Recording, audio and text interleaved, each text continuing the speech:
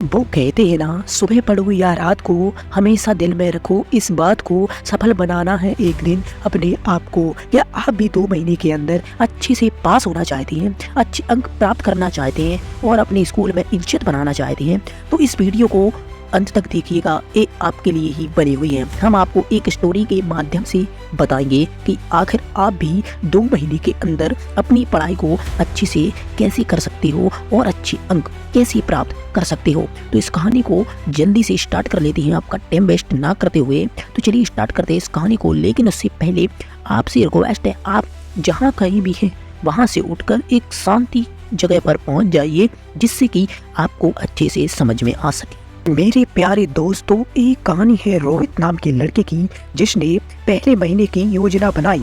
रोहित ने 2 महीने की तैयारी के लिए एक ठोस योजना बनाई। उसने पहले महीने में अपने सभी विषयों का आकलन किया। उसने देखा कि उसे किस विषय में कठिनाई हो रही है और किस विषय में वह अच्छा है, बेहतर है। इसके बाद उसने निम्नलिखित कदम उठाने शुरू कर दिए। सबसे पहला है समय का प्रबंधन। जी हाँ दोस्तों, ये बहुत ही इम्पोर्टेंट टॉपिक हो जाता है। रोहित ने हर विषय के लिए समय तय किया और सुबह की पढ़ाई के लिए 6 से 8 तक का समय निर्धारित कर लिया। नंबर 2, रोहित ने पढ़ाई के दौरान महत्वपूर्ण टॉपिक का नोट्स बनाना शुरू किया। उसने हर विषय के मुख्य बिंदु को लिखा ताकि वह जल्दी से रिवीजन कर सके। नंबर 3, संसाधनों का चयन। जी हाँ, उसने किताबों और ऑनलाइन संसाधनों का चयन किया।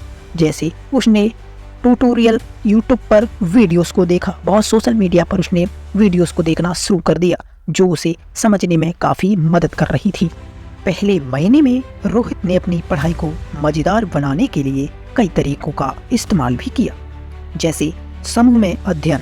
वह अपने दोस्तों के साथ मिलकर पढ़ाई करने लगा। इस दौरान भी एक दूसरे के साथ समस्याओं पर चर्चा करते और समाधान भी निकालते। पुनः वृद्धि, मतलब हर हफ्ते के अंत में रोहित ने अपने सीखे हुए विषयों को पुनरावृत्ति की, यानी उन्हें रिवीजन करना शुरू कर दिया। इसने उसे आत्मविश्वास बढ़ाने में भी मदद की। मॉक टेस्ट, उसने मॉक टेस्ट लेने शुरू कर दिए, मतलब कि उसने अपने आप से ही टेस्ट लेने शुरू कर दिए, जिससे उसे परीक्षा के स्वरूप और समय प्रबंधन का भी अनुभव मिलने लगा। अब रोहित ने दूसरे महीने की रणनीति भी शुरू कर दी। दूसरा महीना परीक्षा के नजदीक था, इसलिए रोहित ने अपनी रणनीति में कुछ बड़े बदलाव किए। नंबर 1, गहराई से अध्ययन करना शुरू कर दिया। तो दोस्तों, फिर उसने कठिन विषयों पर अधिक ध्यान देना शुरू कर दिया। उसकी विशेष रूप से उन विषयों पर ध्यान दिया जो उसे बहुत ही कठिन लगते थे।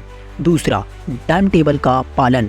जी हाँ, रोहित ने अपना टाइम टेबल बनाया और उस पर एक निश्चित कार्यक्रम बना लिया और उसका पालन भी करने लिया, जिसमें पढ़ाई, आराम और मनोरंजन का भी संतुलन था। नंबर 3, स्वास्थ्य का ध्यान। ये टॉपिक बहुत ही इम्पोर्टेंट हो जाता है, स्वास्थ्य का ध्यान। यदि हमारा स्वास्थ्य ठीक नहीं होगा तो हम पढ़ाई कैसे ही कर सकते हैं। तो रोहित ने भी अपने खान पान का अच्छा ध्यान दिया। उसने स्वस्थ भोजन लिया और नियमित व्यायाम करने की कोशिश भी की। अब आ गया है रोहित की परीक्षा का दिन। तो जैसे जैसे परीक्षा का समय नजदीक आया, रोहित ने अपनी मानसिक स्थिति को मजबूत बना लिया। उसने सकारात्मक सोच अपनाई और आत्मविश्वास को बनाए रखा। परीक्षा के दिन उसने निम्नलिखित बातें ध्यान में रखी। सकारात्मकता, उसने खुद से कहा, मैं पूरी तरह से मेहनत की है, मैंने पूरी तरह से मेहनत की है, मुझे खुद पर विश्वास है। सही समय पर पहुंचना। जी हाँ, रोहित ने परीक्षा केंद्र पर समय से पहुंचने की भी योजना बनाई। इससे उसे तनाव से बचने में मदद मिली। सही रणनीति। जी हाँ, उसने पहले उन प्रश्नों को हल करने का निर्णय ले लिया जिन्हें वह आसानी से हल कर सकता था, जिससे उसे आत्मविश्वास मिला। दोस्तों, परीक्षा का समय बीत गया और परीक्षा पूरी खत्म भी हो चुकी। अब बारी है परिणाम की। जी हाँ, जब रोहित का परिणाम आया तो रोहित की मेहनत रंग लाई। उसने अपने सभी विषयों में अच्छे अंक प्राप्त किए थे। उसने दोस्तों और परिवार ने उनकी सफलता पर गर्व किया और घर में मिठाइयाँ बंटने लगी। रोहित की कहानी दोस्तों हमें सिखाती है कि हमें अगर आपके पास सही योजना, समर्पण और मेहनत करने की क्षमता है तो आप किसी भी चुनौती को पार कर सकते हैं। 2 महीने की कठिनाई के बाद उसने जो सफलता पाई वह उसे जीवन भर प्रेरित करती रहेगी। यदि आप भी अपनी तैयारी इस कहानी से प्रेरणा लेकर करना चाहते हैं तो कर सकते हैं। तो याद रखें, योजना बनाना, मेहनत करना और सकारात्मक रहना सबसे महत्वपूर्ण होता है।